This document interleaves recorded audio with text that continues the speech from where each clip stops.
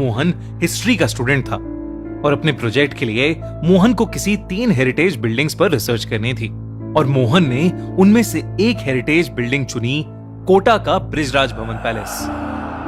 और शायद उसकी यही भूल उसे बहुत भारी पड़ने वाली थी।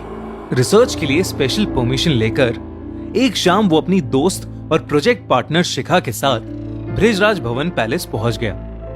वैसे तो मोहन के कोटा में रहने वाले एक दोस्त ने उसे बताया था कि बृजराज भवन पैलेस हॉन्टेड माना जाता है और उन्हें रात होने से पहले वहां से निकल जाना चाहिए। लेकिन मोहन इन सब चीजों में नहीं मानता था। जब मोहन और शिखा वहां पहुंचे तो वो पैलेस बिल्कुल बाकी पैलेसेस की तरह नॉर्मल लग रहा था। पत्थर से बनी हुई दीवारें, बड़े बड़े गार्डन्स और खूबसूरत नक्काशी। मोहन और शिखा पैलेस की रिसर्च में इतना बिजी हो गए कि रात कब हुई उन्हें पता ही नहीं चला। वो दोनों पैलेस से बस जाने ही वाले थे कि मोहन को पैलेस के कमरे के सामने से गुजरते हुए एक बहुत ठंडी हवा का झोंका महसूस हुआ। वो वहीं रुक गया और उस कमरे के बंद दरवाजे की तरफ देखने लगा। मोहन को अचानक ऐसा लगा कि जैसे कोई उस कमरे के अंदर बैठकर रो रहा है। मोहन शिखा की तरफ मुड़ा पर शिखा वहां नहीं थी। उसके साथ चलते चलते अचानक से शिखा कहीं गायब हो गई थी। उधर अंदर से आ रही रोने की आवाज एकदम से तेज होने लगी। मोहन को अब हल्की हल्की घबराहट शुरू हो गई थी। वो शिखा को पुकारने लगा। उसकी आवाज पूरे पैलेस में मानो गूंज रही थी, लेकिन शिखा का कोई नामो निशान ही नहीं था। अब उस कमरे से आ रही रोने की आवाज और तेज हो गई थी। मोहन को ऐसा लग रहा था कि कोई आदमी दर्द में गुर्रा रहा है और जोर जोर से रो रहा है। मोहन कांपते हुए दरवाजे के पास गया और उसने अपना कान दरवाजे पर लगा लिया। लेकिन तभी एकदम से वो रोने की आवाज बंद हो गई। उस कमरे के दरवाजे पर ताला लगा था तो मोहन दरवाजे पर लगी खिड़की से अंदर झांकने लगा, लेकिन अंदर उसे कोई इंसान नहीं दिख रहा था। वो वहां से जा ही रहा था कि अचानक वो बंद दरवाजा अपने आप खुल गया। मोहन को कुछ समझ नहीं आया कि अभी जिस दरवाजे पर ताला लगा था वो अपने आप अचानक कैसे खुल गया।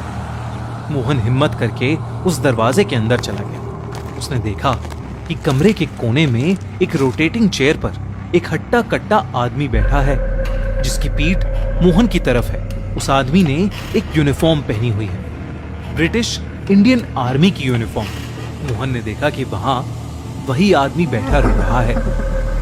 मोहन ने उसे आवाज लगाई, उससे पूछा कि उसे क्या हुआ है, लेकिन उसने कोई जवाब नहीं दिया।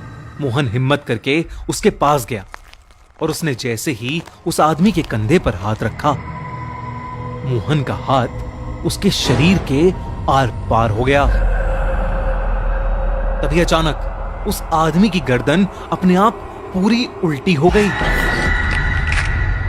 उसकी एक आंख फूटी हुई थी और दूसरी आंख बिल्कुल सफेद थी। ऐसा लग रहा था कि उसका पूरा चेहरा सड़ चुका है। वो अचानक रोते रोते रुक गया और इंग्लिश में अजीब अजीब सी कमांड्स देने लगा और फिर उसके तुरंत बाद एक अजीब ढंग से हंसने लगा।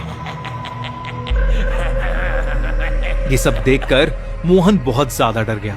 वो सीधा दरवाजे की तरफ भागा पर दरवाजा बंद हो चुका था। मोहन उसे खोलने की बहुत कोशिश कर रहा था, लेकिन वो दरवाजा खुल ही नहीं रहा था।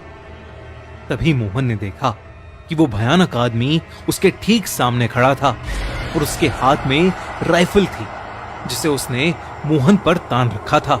कमरे की सारी लाइट्स अचानक फ्लिकर करने लगी। मोहन अब बिल्कुल सुन पड़ गया था। उसे लगा कि उसकी जिंदगी का आखिरी दिन नजदीक आ गया है। वो आदमी जोर से चिल्लाया और उसने अपनी राइफल चला दी। एक बहुत तेज आवाज हुई और मोहन चीख उठा। तभी अचानक मोहन को ऐसा लगा कि जैसे किसी ने उसका कंधा पकड़ा है और उसका नाम पुकार रहा है। उसने आंखें उठाकर देखा तो सामने शिखा बैठी थी। वो मोहन को होश में लाने की कोशिश कर रही थी। ये देखते ही मोहन एकदम हैरान रह गया। उसने आसपास नजर घुमाई तो सब वैसे का वैसा ही था। उस रूम पर ताला लगा था और अंदर कोई भी नहीं था। शिखा ने मोहन को बताया कि वो पिछले 15 मिनट से बिना कुछ बोले उस कमरे की तरफ देखे जा रहा था और फिर अचानक चीख के नीचे गिर गया। मोहन को पहले तो कुछ समझ नहीं आया कि उसके साथ अभी क्या हुआ था और शिखा उसे क्या बता रही है।